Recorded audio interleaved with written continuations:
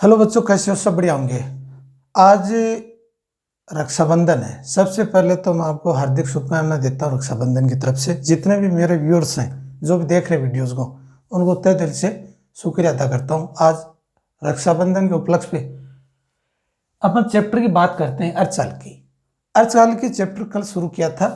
अर्धचालकी का मतलब होता है कि जिनमें चालकता का गुण अर्ध हो, आधा हो। कहने का मतलब पूर्ण रूप से चालक नहीं हो और पूर्ण रूप से कुचालक भी नहीं हो। इनके मध्य की जो स्थिति होती है उसी को बोलते हैं अर्धचालक, जिनमें चालकता का गुण भी हो और कुचालकता का भी गुण हो।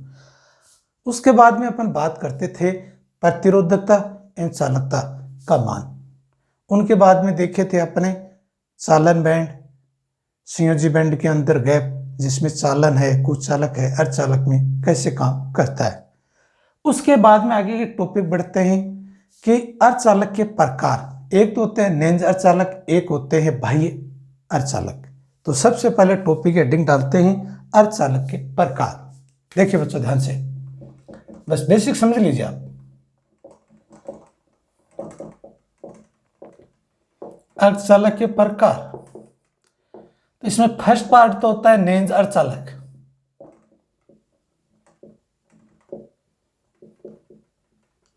और बी पार्ट है बाह्य अर्धचालक।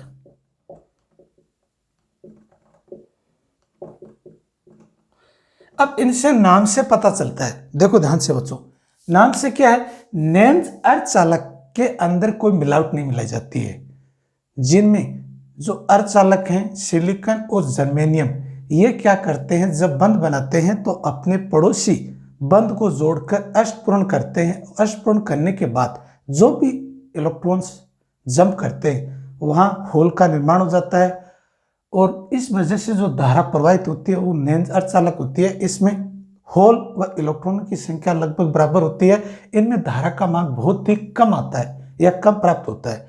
बाह्य अर्धचालक में क्या होता है कि बाहर से एन व पी दो पदार्थ होते हैं। पी व एन में क्या करते हैं, अपन अशुद्धि के रूप में डोपिंग डाल देते हैं, अशुद्धियां मिला देते हैं। अशुद्धियां मिलाने के बाद में क्या होता है कि धारा के मान में वृद्धि हो जाती है। सिलिकॉन और जर्मेनियम ये एक अर्धचालक है। इन अर्धचालक में पी एक क्या है, पंचम संयोजी है, जो अपन किस में मिलाते हैं, एन टाइप में। एक होता है पी टाइप, जो थ्री संयोजी, जो थर्ड अक्षांश के जितने भी है ना वो तत्व की जब अशुद्धि मिलाते हैं तो इसमें क्या करते हैं, चालकता का मान बढ़ जाता है और धारा का मान बढ़ जाता है। तो सबसे पहले बात करते हैं नेंज अर्धचालक। नेंज अर्धचालक शुद्ध चालक होते हैं, शुद्ध अर्धचालक। मूल इनका एडवांटेज होता है शुद्ध अर्धचालक। अर्धचालक इनमें एन एच बराबर एन ई। तो एन एच है, ये क्या बच्चों, यह है कुल होलों की संख्या,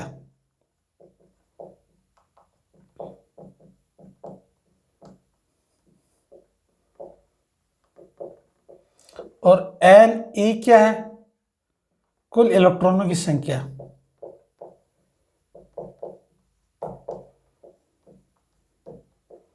की संख्या है। देखिए ध्यान से, आपने नेंज अर्धचालक वो अर्धचालक होते हैं जो एक ही प्रकार के तत्व से जो धारा बनती है या धारा मिलती है उसको नेंज अर्धचालक कहते हैं। नेंज अर्धचालक में किसी भी प्रकार की अशुद्धि नहीं मिलाई जाती है, जिनमें होल व इलेक्ट्रॉनों की संख्या आपस में बराबर होती है, और ये क्या करते हैं, अपने पड़ोसी से बंध बनाकर अष्टपूर्ण का निर्माण करते हैं। और इसी से क्या होता है कि जो इलेक्ट्रॉन निकलता है वहां क्या होल का निर्माण हो जाता है, होल व इलेक्ट्रॉन आपस में बराबर होता है।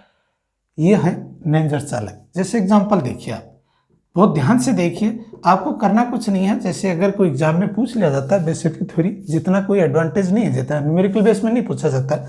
बेसिक अगर आपसे कोई थ्योरी पूछ लेता है कि नेंज अर्धचालक और बाह्य अर्धचालक में क्या अंतर है, तो बेसिकली आपको ये बताना है कि नेंज अर्धचालक एक ही प्रकार के तत्व के किसी भी प्रकार की अशुद्धि नहीं मिलाई जाती है। अशुद्धि का मतलब किसी न किसी कोई दूसरा प्रोडक्ट नहीं मिला जाता उस तत्व में, उसको बोलते हैं नेंज अर्धचालक। नेंज अर्धचालक में धारा का मान अल्प प्राप्त होता है, जिनमें होल व इलेक्ट्रॉनों की संख्या आपस में बराबर होती है। और उदाहरण देखिए, जैसे अपन लेते हैं जर्मेनियम, ये जर्मेनियम, ये जर्मेनियम और ये जर्मेनियम। एक और ले लीजिए, ये जर्मेनियम, ये जर्मेनियम और ये जर्मेनियम। तो कह रहा है कि ये जो बंद है, आपने ये बंद बना रहे हो, एक तो ये बंद, एक ये बंद, एक ये बंद, और एक ये बंद, और एक ये बंद, एक ये बंद। कहने का मतलब अष्टपूर्ण कैसे करते हैं वो देखिए आप। ये भी बंद है और ये भी बाहर की तरफ है, ये भी बाहर की तरफ है। ठीक है। अब देखिए बच्चों ध्यान से, ये क्या है इलेक्ट्रॉन्स, ये क्या है 2, ये कितने हो गए 4, ये और ये कितने हो गए 6, 2 4 6 और 8। अब क्या करते हैं, इसको पूरा करते हैं।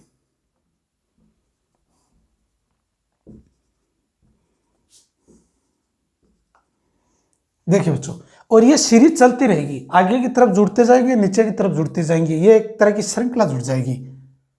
अब देखिए ध्यान से आप, अब ये कह रहा है कि ये जैसे आप श्रृंखला और जोड़ सकते हो, आप ऐसी कोई बात नहीं है, आप श्रृंखला को और जोड़ सकते हो बच्चों। देखिए ये आपका यहां से पार्ट हो गया, ये आपका यहां से पार्ट हो गया, ये आपका नीचे चला जाएगा, ये नीचे चला जाएगा, और ये यहां से आ जाएगा, और ये यहां से जुड़ जाएगा।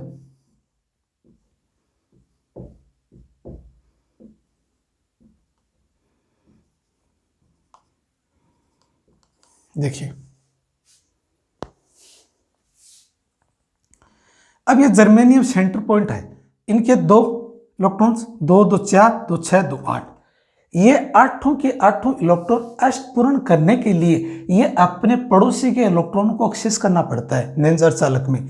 इसमें किसी भी प्रकार की अशुद्धि नहीं मिलाई जाती है।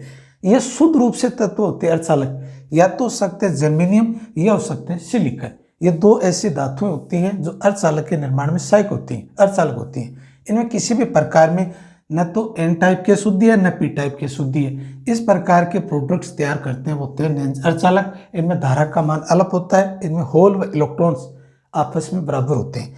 जैसे ये इलेक्ट्रॉन्स निकलते हैं वहाँ होल का निर्माण कर लेते हैं।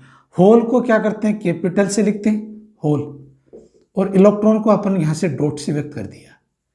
और धारा का मतलब यही होता है कि जितना ज़्यादा इलेक्ट्रॉन उत्पन्न होंगे या जितने ज़्यादा इलेक्ट्रॉन तेजी से गति करेंगे उतनी ही मात्रा में धारा ज़्यादा प्राप्त होगी। तो इसका मतलब ये एक एडवांटेज है। यह आपका पार्ट होगा नेंज अर्धचालक।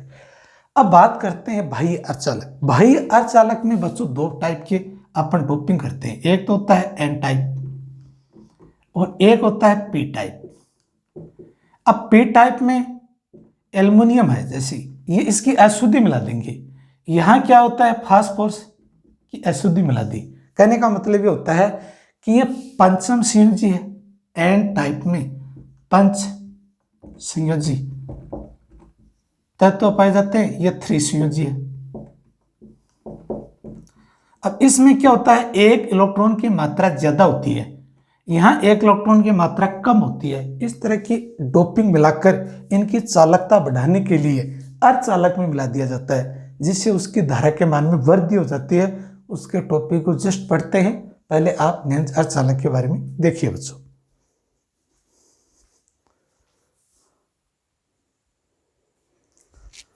अब देखिए बच्चों बाह्य अर्धचालक, बाह्य अर्धचालक के बारे में समझते हैं।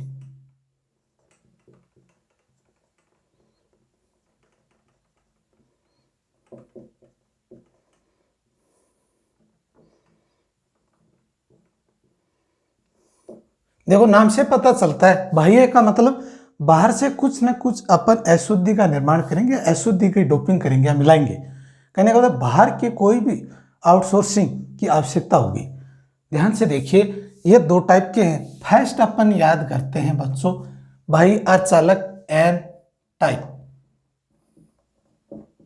एन टाइप अर्धचालक,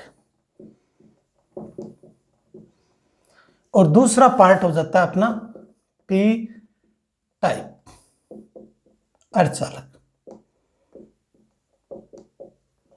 ठीक है बच्चों, अब अपन क्या करते हैं, इनके पीछे डायग्राम लेते हैं टेक्निकल तौर पे। आपको टेक्निकली समझना है, ज्यादा थ्योरी में नहीं घुसना है, बट आपका एडवांटेज ये होना चाहिए कि एन टाइप और पी टाइप पे आखिरकार कैसे टेक्निकली तौर पे समझ सकें कि एक्सप्लेन कर सके। वो का वो सिंपल जर्मेनियम व सिलिकॉन। तो अर्धचालक क्या हो गए आपके, मैं टेक्निकल लाइन लिख रहा हूं बच्चों, ध्यान से देख लेना। या तो आपका सिलिकॉन हो सकता है या जर्मेनियम हो सकता है। इनमें आपने एक ले लेना।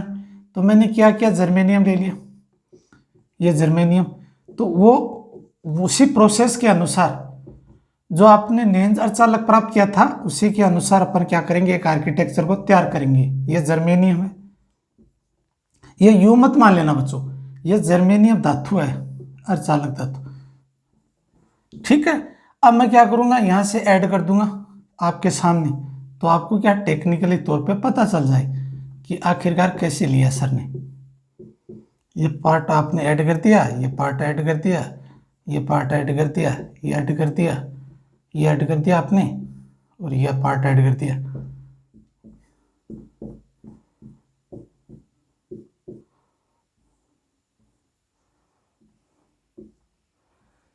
देखो बच्चों, यही था ना। तो अब क्या करते हैं कि इनमें जो इलेक्ट्रॉन्स हैं वो अपने पड़ोसी से मिलकर अष्टचक्र पूर्ण का निर्माण करते हैं, सेम उसी तरह।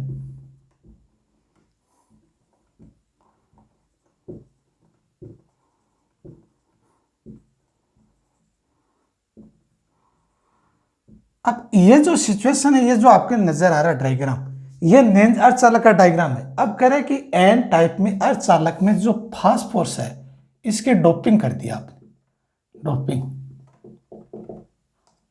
डोपिंग का मतलब होता है मिश्रण, पी का। तो यहां से जर्मेनियम धातु को उठाकर अर्धचालक को यहां क्या कर दिया अपन, फास्फोरस ले लिया। और फास्फोरस में पंचसंयोजी है, एन टाइप अर्धचालक में क्या होती है, पंचसंयोजी तत्व होते हैं। तो ये जो फास्फोरस है ये पंचसंयोजी है बच्चों, पंचसंयोजी की अशुद्धि मिला देते हैं। तो इसमें एक इलेक्ट्रॉन एक्स्ट्रा आ जाता है। देखिए, 2 2 4 1 5। तो ये जो इलेक्ट्रॉन्स हैं, ये इलेक्ट्रॉन क्या कहलाते हैं बच्चों, ग्राही। एक तो होता है दाता, एक होता है ग्राही। ग्राही तो होता है किसी चीज को देना, और दाता होता है उस वस्तु को ग्रहण करना। यही होता है, उल्टा होता है। ध्यान से देखिए कि जब कोई वस्तु अपने में से किसी दूसरे को देते हैं तो अपन देना, दाता। और ग्राही का मतलब होता है कि जब वस्तु किसी से लेते हैं, यह तो होता है ग्राही। तो ये क्या हो गया, एक तरह से इलेक्ट्रॉन को क्या कर रहा है, दाता है।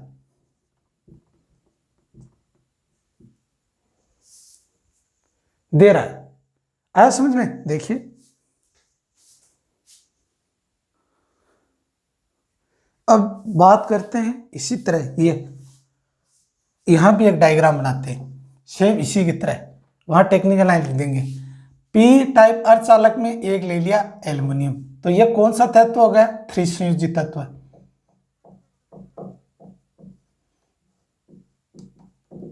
ठीक है, और आज में अर्धचालक वही होंगे बच्चों, वही सिलिकॉन, वही जर्मेनियम। तो यहां क्या है, जर्मेनियम,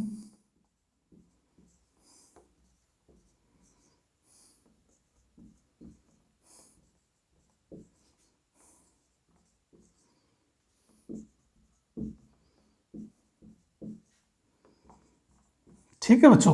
अब यहां जर्मेनियम की जगह क्या यूज करेंगे अपन, एल्युमिनियम। ये त्रिसंयोजी तत्व है पी टाइप में, पी टाइप में। अब वही पोर्शन आप अष्टक पूर्ण कीजिए आप अपने पड़ोसी बंध से लेकर।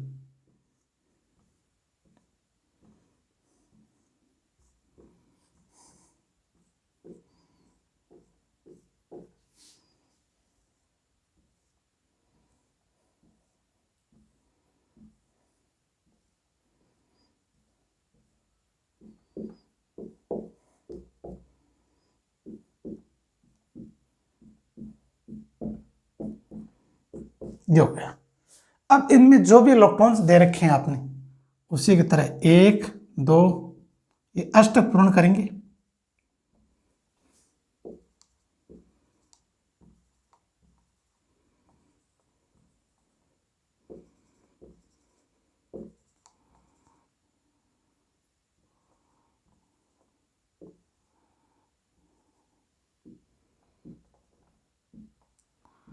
देखिए बच्चों, ये एल्युमिनियम है, 1 2 3 4। अब क्या करेंगे, एक इलेक्ट्रॉन यहां से क्या हो जाएगा, होल उत्पन्न हो जाएगा।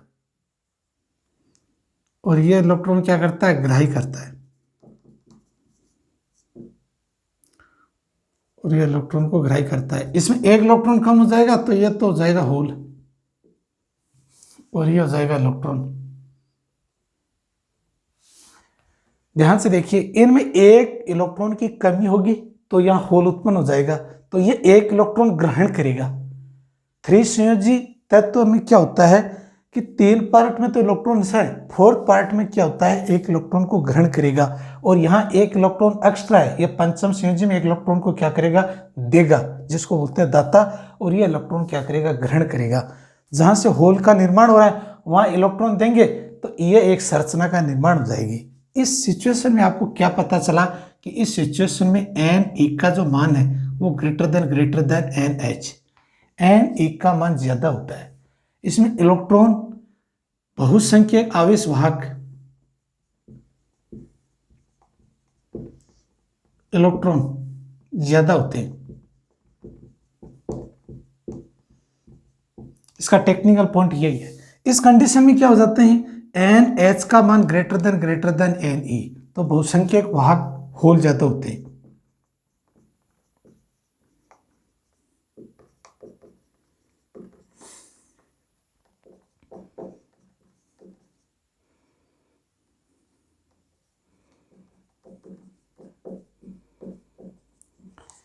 इन अशुद्धियों को मिलाने से क्या एडवांटेज होता है कि एक तो इनकी चालकता बढ़ जाती है, इनके धारा के मान में वृद्धि हो जाती है और आपको एक नेंद अर्धचालक की तुलना में धारा के मान ज्यादा प्राप्त होता है। इस वजह से इनमें डोपिंग मिलाई जाती है।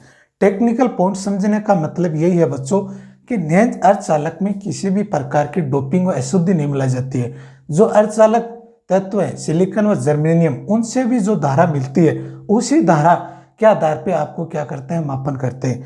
तो अगर जैसे ही कोई इलेक्ट्रॉन्स संयोजी बैंड से चालन बैंड में जंप नहीं करता है तब तक तो कुचालक की तरह व्यवहार करता है। जैसे कोई संयोजी बैंड से चालन बैंड में इलेक्ट्रॉन चलते हैं और उतने इलेक्ट्रॉन जंप करते हैं तो वहां अपना जगह होल का निर्माण कर देते हैं, तो वहां इलेक्ट्रॉन्स होल की संख्या आपस में बराबर होती है। बट बाह्य अर्धचालक में एन व पी दो प्रकार की अशुद्धियां मिलाते हैं।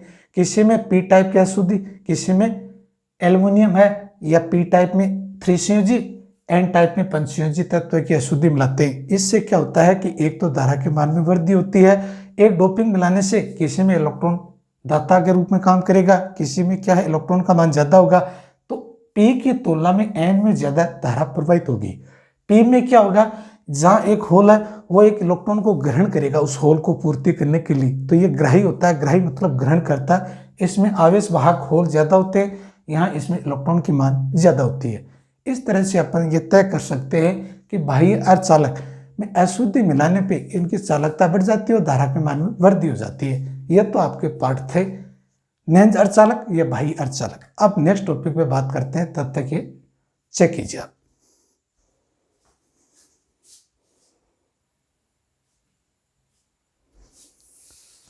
अब देखिए बच्चों, नया टॉपिक पीएन जंक्शन।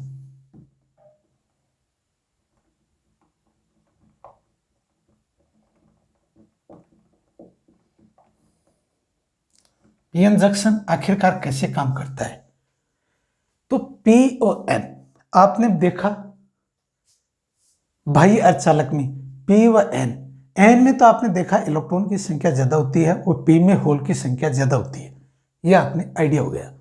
अब पीएन जंक्शन में क्या होता है, पीएन जंक्शन में सिलिकॉन व जर्मेनियम की क्रिस्टलीय संरचना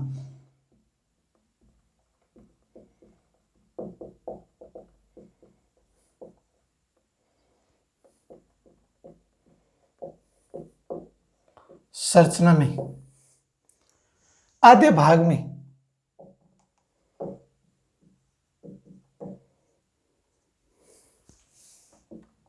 पी टाइप की अशुद्धि व शेष भाग में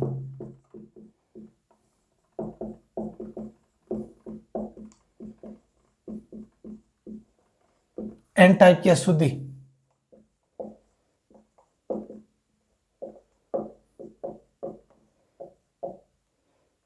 मिला दी जाती है।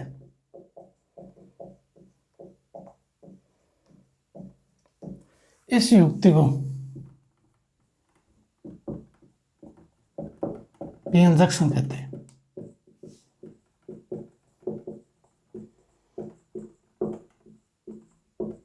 आया समझ में? देखिए, ध्यान से देखिए, आप मैं डायग्राम बना रहा हूं टेक्निकल तौर पे। ये एक संरचना है आपके सामने, ठीक है बच्चों। अब अपने क्या करते हैं, यहां से और यहां से क्या है, पी टाइप, और ये हो गया एन टाइप, और ये जो परत है, इस परत का नाम है अक्षय परत। तो यहां क्या होगा बच्चों कि यह है इलेक्ट्रॉन्स, ठीक है। और यह होल, ध्यान से देखिए आप, होल की मात्रा ज्यादा हो जाती है। यहां होल की जो मात्रा है वो ज्यादा होती है। और यहां क्या होता है बच्चों, ध्यान से देखिए, यहां प्लस,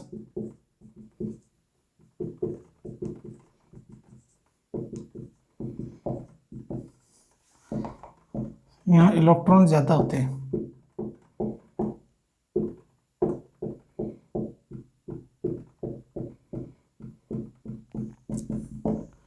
और ये अक्षय परत है।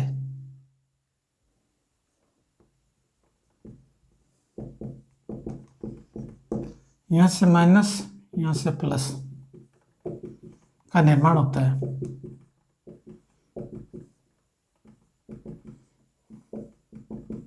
ठीक है, ध्यान से देखिए टेक्निकल तौर पे, पीएन जंक्शन का मतलब होता है पी व एन टाइप की जब डोपिंग लाती है तो ये एक तरह की क्रिस्टलीय संरचना होती है अर्धचालक में। सिलिकॉन या जर्मेनियम की कोई भी क्रिस्टलीय संरचना में पी व एन टाइप की जब डोपिंग ला दी जाती है अशुद्धि, तो एक पीएन जंक्शन का निर्माण करते हैं। और पीएन जंक्शन में क्या होता है, पीप में भाग में होल की मात्रा ज्यादा होती है।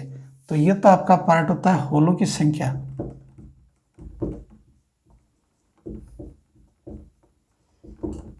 और ये इलेक्ट्रॉन की संख्या,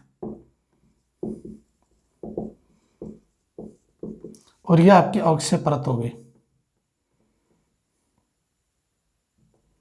ठीक है, अब ये कह रहा है कि पी टाइप से होल और एन टाइप से इलेक्ट्रॉन जब आपस में सांद्रित करते हैं या आपस में टकराते हैं तो टकराने के मध्य एक छोटी सी परत का निर्माण करते हैं।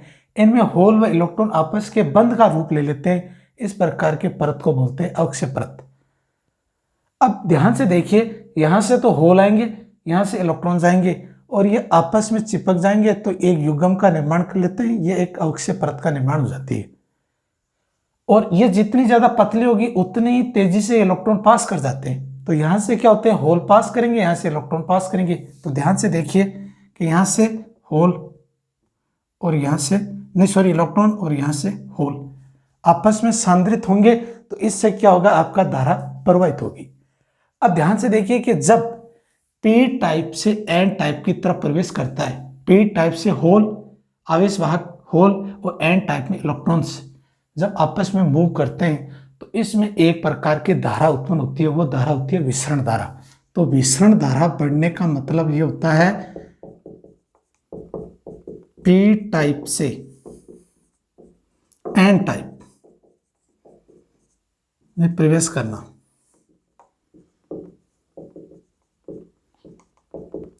और एक होती है अपवाद धारा या चालकता धारा, अपवाद धारा या चालकता धारा। देखिए अपवाद धारा होती है ना बच्चों, ये कहां से होती है, ये एन टाइप से पी टाइप की तरफ प्रवेश।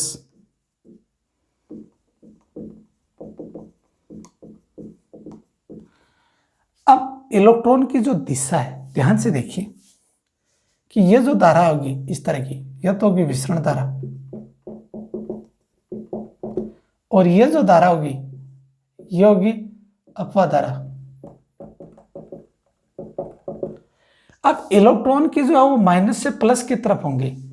तो याद रखना कि ई की दिशा, इलेक्ट्रॉन की विद्युत क्षेत्र की दिशा, इलेक्ट्रॉन की दिशा एक दूसरे के विपरीत दिशा में होते हैं।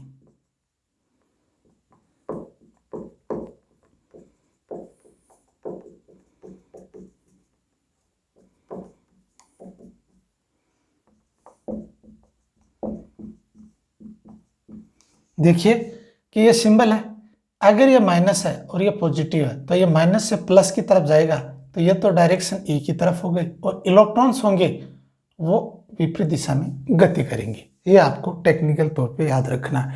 इन दोनों धाराओं को जब आपस में साम्य अवस्था में लाओगे तो ये दोनों धाराएं एक दूसरे के विपरीत दिशा में होने के कारण इनका मान शून्य होता है, ये संतुलित अवस्था प्राप्त कर लेता है। तो पीएन जंक्शन के जो आपने देखा कि इसमें अवक्षय परत है, ये क्या करती है, जितने होल्स और जितने इलेक्ट्रॉन जब सांद्रित होती है इनका मान बराबर हो जाता है तो एक परत का निर्माण हो जाता है, उसका नाम है अवक्षय परत। ये जितनी ज़्यादा छोटी होंगी उतनी तेजी से इलेक्ट्रॉन आप आसानी से क्या हो जाएंगे, पास हो जाएंगे या फिल्टर हो जाएंगे, तो इससे धारा का मान ज़्यादा प्रवाहित होगा। तो इसका मतलब ये होता है कि विसरण धारा तो होती है पी से एन टाइप की तरफ, जब कोई होल व इलेक्ट्रॉन में प्रवेश करता है एन टाइप में, इस प्रकार के धारा को विसरण धारा कहते हैं। और अपवाह धारा एन टाइप से पी टाइप के जब कोई प्रवेश करते हैं, इलेक्ट्रॉन जब होल की तरफ प्रवेश करते हैं तो ये बंध टूटते हैं, बंध टूट से जो धारा प्रवाहित होती है उस धारा को बोलते हैं अपन अपवन धारा। विसरण धारा और अपवन धारा एक दूसरे के विपरीत दिशा में होने के कारण जब साम्य अवस्था स्थिति प्राप्त करते हैं तो इसका मान शून्य प्राप्त होता है। तो इससे ये कह सकते हैं कि पीएन जंक्शन के अंदर जो पीएन टाइप में जो धारा प्रवाहित होती है वो शून्य धारा प्रवाहित होती है, दोनों का मान संतुलित अवस्था में होते हैं, एक अक्षीय परत का निर्माण होता है। इससे क्या होते हैं, होल व इलेक्ट्रॉन्स आपस में साम्य अवस्था के रूप में संतुलित अवस्था में बंधे रहते हैं बॉन्डिंग के तौर पे। एक आपका छोटा सा टॉपिक है, एक होता है पीएन संधि का प्रतीक। कई बार ये पूछ लेते हैं कि पीएन संधि का प्रतीक लिखिए, संधि का प्रतीक। तो आपको प्रतीक का याद रखना बच्चों कि ये आपका टेक्निकली तौर पे याद रखना है। ये जो पोर्शन था P और ये पोर्शन है N, आया समझ में, और ये पार्ट हो जाता है PN संधि का प्रतीक। P को यार नोड के रूप में, ये तो होगा आप एनोड, ये कैथोड भी बोल सकते हो, ये प्लस है और ये माइनस, ये आपका पीएन संधि का प्रतीक हो गया। इस वीडियो को बच्चों मैं यहीं आज कंप्लीट करता हूँ, वीडियो लंबा हो जाएगा क्योंकि चैप्टर ऐसा है, इसको समझते हुए चले बड़े इंटरेस्टिंग के तौर पे, और आप साथ साथ में पढ़ते जाइए, टेक्स्ट बुक का सहारा लीजिए। अगर कोई डाउट्स लगते हैं तो आप कमेंट्स के माध्यम पूछ सकते हो, और तब तक के लिए मैं आपके कमेंट्स का इंतजार करता रहूँगा। और जैसे नेक्स्ट वीडियो जब अपलोड करेंगे तो इस पीएन जंक्शन के बारे में और ज़्यादा समझेंगे और डिटेल में बात करेंगे। तब तक कि आप इस टॉपिक को समझकर रिवीजन कीजिए। इससे संबंधित जो भी कोई आपको प्रॉब्लम्स या समस्या है आप कमेंट्स के माध्यम पूछ सकते हैं। तब तक के लिए हमारे को इजाज़त दीजिए, आप भी पढ़ते रहिए और कोई भी डाउट से आप पूछ सकते हैं। इस वीडियो को लाइक और शेयर और सब्सक्राइब करते रहिए, आपका काम है। लाल बटन दिखाई दे रहा है वहाँ सब्सक्राइब कीजिए, और वो घंटी नज़र आ रही और नोटिफिकेशन में क्लिक कीजिए, जैसे वीडियो मैं अपलोड करता हूँ आपके पास नोटिफिकेशन आ जाए। और जितने भी बच्चे हैं उनको आप शेयर करें, फैलाएं, उनको भी बताएं कि वीडियोस के बारे में आप देखिए, फ्री ऑफ कॉस्ट है, कोई चार्ज नहीं है। और जैसे अभी 1 तारीख से स्कूलें खुलेंगी तो मैं क्या है, जहाँ मैं पढ़ाऊँगा वहीं से बोर्ड के ऊपर शूट करूँगा, तो ये बोर्ड क्या बड़ा नज़र आएगा। तो ये सारे के सारे जितने भी चैप्टर हैं, इंग्लिश मीडियम हिंदी मीडियम दोनों में कोशिश करूँगा अपलोड करने की। तो ये पूरे के पूरे 14 चैप्टर हैं वो आपको नए तरीके से मिलेंगे। अब तो यह घर पे बना रहा हूँ तो ये बोर्ड छोटा होने की वजह से मैं इतना कंप्लीटली मैटर लिख नहीं पाता हूँ, तो टेक्निकली तौर पे आपको एक्सप्लेन कर रहा हूँ। और वहाँ जब मैं संस्था में पढ़ाऊँगा वहाँ बोर्ड की साइज़ थोड़ी बड़ी होगी, वहाँ मैं एक बारीकी से चीज़ आपको हर एक क्लियर बता दूंगा। तो तब तक के लिए मेरे को आप इजाज़त दीजिए और आप पढ़ते रहिए। और इसी के साथ वीडियो को कंप्लीट करते हैं, नेक्स्ट वीडियो के साथ मिलते हैं, तब तक के लिए थैंक यू।